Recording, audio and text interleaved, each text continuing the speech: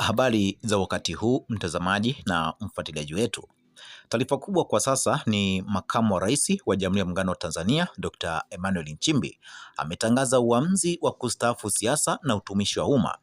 Nchimbi ameyasema leo tarehe 25 Agosti mwaka 2026 ambapo amemwandikia barua Rais wa Jamhuri ya Muungano wa Tanzania Dr. Samia Suluhu Hassan kumjulisha kuhusu uamuzi huo pamoja na nia yake ya kujiuzuru nafasi ya makamu wa rais. Amesema kwamba kujiuzuru kwake kutaanza rasmi tarehe 4 mwezi wa 9 mwaka 2026, akieleza kuwa amefanya uamuzi huo kwa kuzingatia matakwa ya Katiba ya Jamhuri ya Muungano wa Tanzania.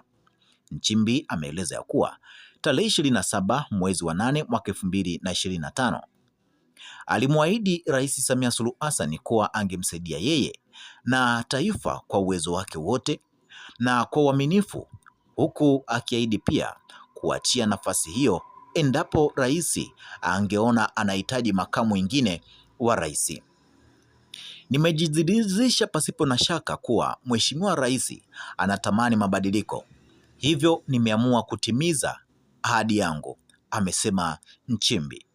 Aidha, amemshukuru Rais Samia Suluhu Hassan pamoja na Chama cha Mapinduzi kwa imani waliomuonyesha kwake, huku akiwashukuru Watanzania kwa ushirikiano waliompa wakati wote waliokuwa katika utumishi wa umma.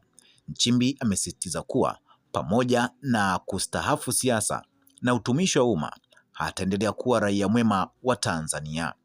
Hayo ndiyo yaliyojiri kwa siku ya leo kuhusiana na kile ambacho tuliamua tukusogezee wewe Mtanzania uweze kujua ni kipi ambacho kimeweza kujiri kuhusiana na taarifa hizi. Tuachie maoni yako, tuambie ni kipi ambacho unacho.